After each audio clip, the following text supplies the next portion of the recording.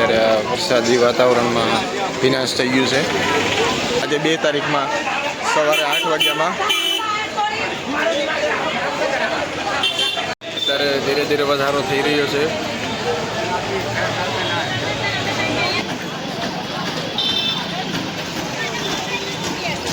જઈએ આપણે હવે ગુરુ ગોરખનાથ બાપુના આશ્રમની તરફ.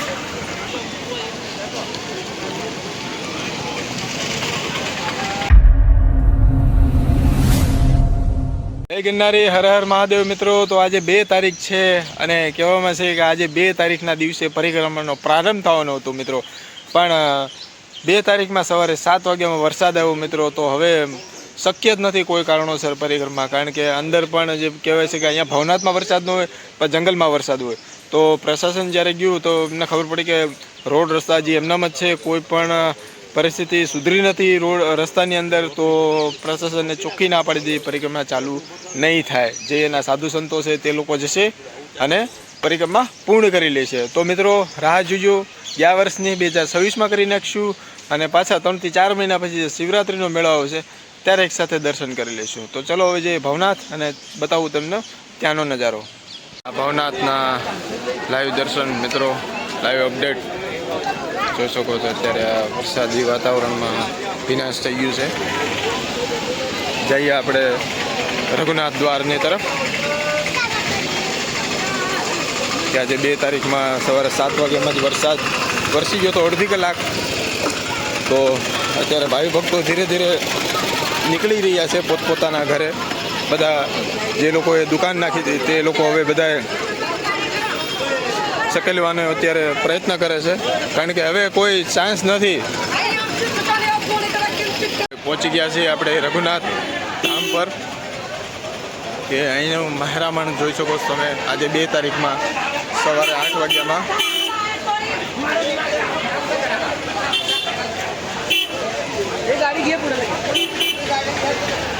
ખૂબ મોટી સંખ્યામાં લોકો દર્શન કરવા આવે છે સવારના પોરમાં.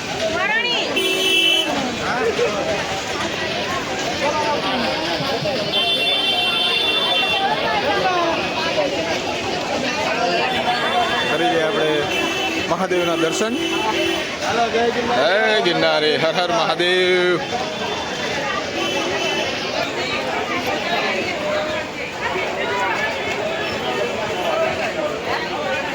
શિવરાત્રિના દિવસે આ જગ્યા પર ખૂબ મોટી સંખ્યામાં ટ્રાફિક હોય છે મિત્રો, પણ આજે કહેવામાં આવે છે શિવરાત્રિ જેવો જ માહોલ કરી નાખ્યો છે લોકોએ. જોશો છો તમે કે ખૂબ મોટી સંખ્યામાં ભાવિ ભક્તો આવી રહ્યા છે, કારણ કે જો વરસાદ ન હોત તો બાઇક ચાન્સ થઈ શકે છે આજે પરિક્રમા. અને ભવનાથમાં પણ તમે અત્યારે વધારો જોઈ શકો, પણ હવે વરસાદના કારણે જોઈએ આપણે કે હવે સાંજ પડે અને ભાવિ ભક્તો કેટલા આવવાના છે. કાલે બપોર પછી વરસાદ રહી ગયો હતો ત્યારે બધું સુકાઈ ગયું હતું, પાણી હતું જ નહીં મિત્રો. અને અત્યારે જોઈ શકો તમે કે પાણીના કારણોસર લોકો અત્યારે આવવા પણ ખુશી નથી. અત્યારે મિત્રો તડકો નીકળ્યો છે, વાતાવરણ ખુલ્લું થઈ ગયું છે આ સાઈડમાં, અને ગરવોગઢ ગિરનાર કે જે વાદળો સાથે વાત કરી રહ્યો છે અત્યારે હાલ તમે જોઈ રહ્યા છો. પણ ચાન્સ નથી કે પરિક્રમા આજે ચાલુ થશે. જબરદસ્ત મજાનું સીન આવે છે અત્યારે.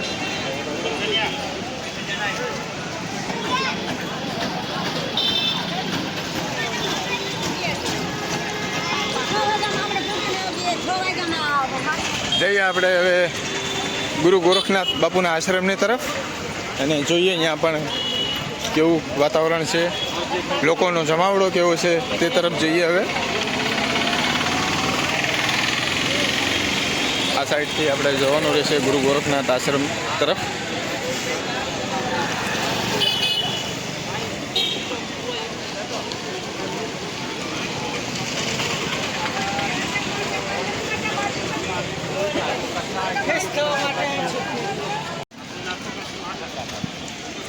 સુરત દાદાના દર્શન થઈ ગયા છે મિત્રો. થોડી વારમાં લાગ્યું કે વરસાદ નહીં રહે, વાતાવરણ આજે આખું બદલી નાખશે, પણ ફાઇનલી સુરત દાદાના દર્શન થઈ ગયા છે. સવારે 8 વાગ્યા છે અત્યારે, અને નજારો તમે જોઈ શકો છો. પેલી સાઈડથી આવું ખુલ્લું વાતાવરણ થઈ ગયું છે. લોકો જે અનક્ષેત્રનો મેં તમને વાત કરી હતી આગળના વિડીયોમાં કે ભાઈ લોકો અનક્ષેત્ર લઈને આવ્યા હતા, એ લોકોનો બગાડ થઈ છે. પણ એવું કોઈ હવે ટેન્શન નહીં બને, કારણ કે પબ્લિકનો વધારો અહીંયા થઈ ગયો છે ભવનાથની અંદર. તો તે લોકો અનક્ષેત્ર ચાલુ કરી દીધા છે, તો થોડું ઘણું નુકસાન થશે લોકોને, બાકી કોઈ પણ જાતનો પ્રોબ્લેમ નહીં પડે. ખોડિયાર રાસ મંડળવાળાનો જે અહીંયા ચાના પાણીનો જે પરબ છે, ત્યાં પણ લોકોનો અત્યારે જમાવડો વધી રહ્યો છે. લોકો લાઈનમાં છે અનક્ષેત્રના.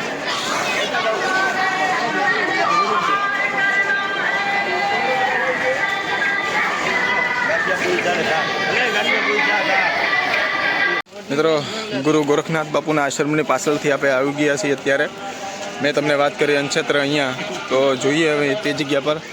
અને ગરવો ગઢગીરનાર વાદળો છે અત્યારે ઘેરાયેલો છે. મિત્રો, 2 દિવસથી તમને કન્ટિન્યુ સવારના પોરમાં બતાવી રહ્યો છું. અને જેમ બપોર થશે જે ખુલાસવાળું વાતાવરણ થઈ જશે, તો ગરવો ગઢગીરનારનું પણ સૌંદર્ય નજરાણું તમને જોવા મળી જશે.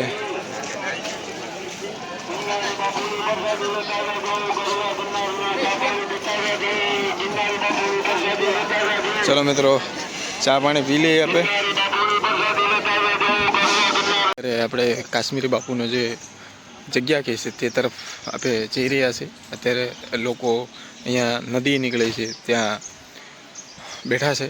અને અબાય બાબાય, તમારું શું કહેવાનું છે? પરિક્રમા બંધ છે એના કારણે વરસાદ ચાલુ છે અને હવે આ બધું કુદરતના હાથમાં છે. ઓકે, આપણા હાથમાં નથી. આવતા વર્ષે જ કરશું. 100%, કારણ કે શિવરાત છે, આપણે ભક્તોને કઈ નડતું જ નથી વરસાદ. નહીં, અમે છતાં આવ્યા છીએ. તમે ક્યાંથી આવો બાબા? જામનગરથી. 22 વર્ષથી આવી ગઈ. 22 વર્ષથી. પણ તમને 22 વર્ષમાં કોઈ દિવસ એવું લાગ્યું કે આજે પરિક્રમા બંધ છે? ના, એકવાર કોરોના સમયે બંધ રાખી હતી. અમે ગયેલા. તમે ગયેલા? વાહ, કેટલા લોકો હતા ત્યારે? અમે અમારી જોડે હતા 7 જણા. 7 જણા હતા. અમારું મિત્ર મંડળ આખું છે.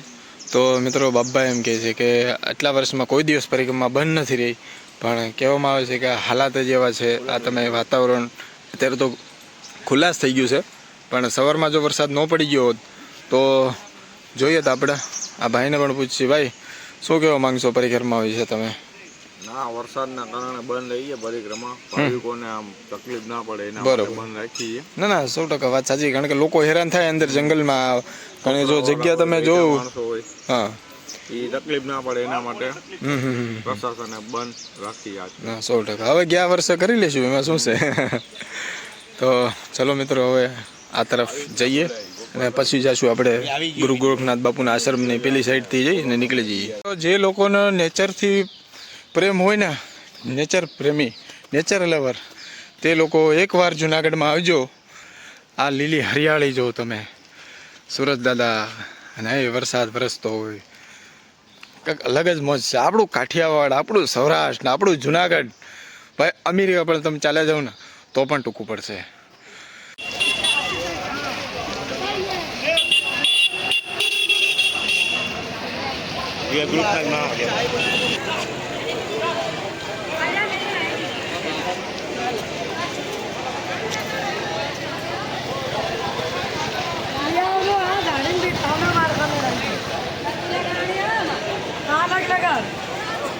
આ સાઈડથી લોકો આવતા હતા અને હવે ધીરે ધીરે ભાવિ ભક્તો જઈ રહ્યા છે તેમના ઘરની તરફ.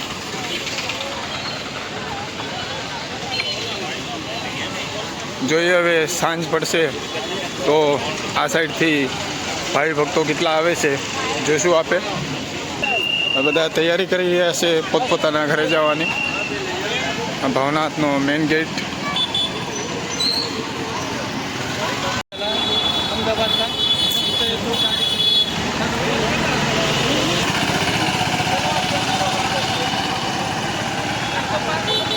અને આપણે આ ગિરનાર પ્રવેશ દ્વાર કે કાલે સાંજે રાત્રે મોટા સાધુ સંતો લોકો આવ્યા હતા અને અહીંયા રંગોળી પણ બનાવી હતી, જે ડિઝાઇન કરવામાં આવી હતી અહીંયા રોડે, અને રિબિન પણ કાપી હતી કલેક્ટરશ્રી સાહેબે અને ઇન્દ્ર ભારતી બાપુએ.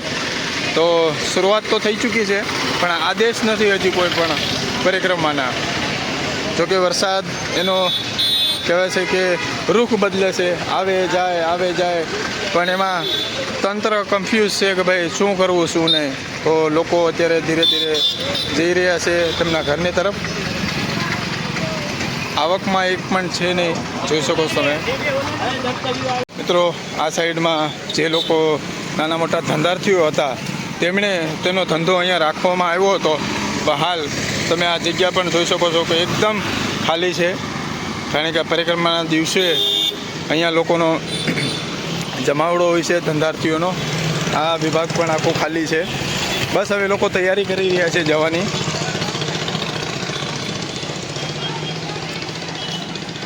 મિત્રો, મહાદેવનો હુકુમ અને ગિરનારનો જો આદેશ હોય તો જ પરિક્રમા થઈ શકે છે. હાલ આ વર્ષે પરિક્રમા નહીં થઈ શકે, તો આપણે કોશિશ કરશું ગયા વર્ષે કે ભાઈ પરિક્રમા આપણી પૂર્ણ થાય, સફળ થાય એવી આપણે ગિરનારી મહારાજની પ્રાર્થના કરીશું કે ગયા વર્ષે પણ આપણે પરિક્રમા કરી. તો હાલ ભવનાથથી ઘણા લોકો હવે જઈ રહ્યા છે પોતપોતાના ઘરની તરફ. તો આપણે પણ હવે સીધા નીકળીએ આપણે ઘરની તરફ અને જોઈશું હવે આગળ. અને અહીંયાથી આપણે સીધા જઈશું જુનાગઢના બસ સ્ટેન્ડ અને ત્યાં જોઈશું કે ભાઈ ભક્તોની ભીડ કેવી છે આવક જાવકમાં. મિત્રો, હવે આપણે નીકળી જઈએ ભવનાથની બહાર. લોકો હવે ધીરે ધીરે જઈ રહ્યા છે. વાતાવરણ એકદમ ખુલ્લું છે. જય ગિરનારી.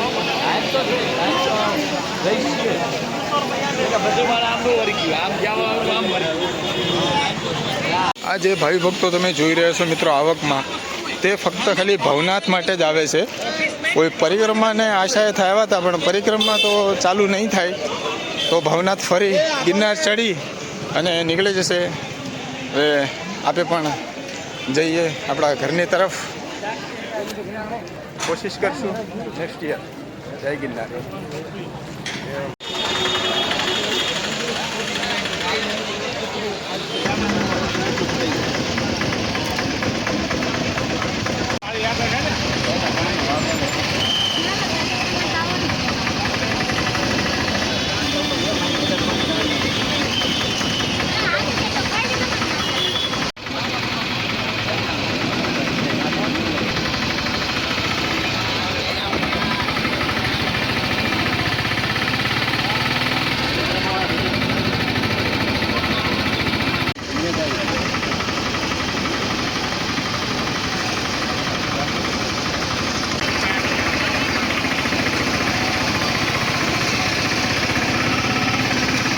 અત્યારે આપણે આવી ગયા છીએ જુનાગઢના એસટી બસ સ્ટોપ પર. અને કહેવાય કે ભવનાથ જ્યારે ખાલી થયું ત્યારની બધી પબ્લિક અહીંયા આવી ગઈ છે પોતપોતાના ઘરે જવા માટે. જોઈ લો તમે.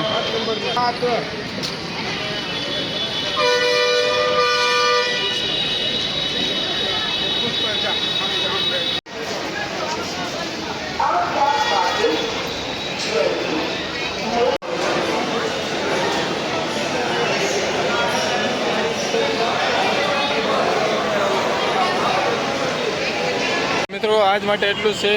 મળીએ પાછા ફરીથી એક નવા વ્લોગની અંદર અને મળીએ પાછા 2026માં પરિક્રમાના. ટ્રાય કરીશું આપણે શિવરાત્રિ માટે આવવા માટે.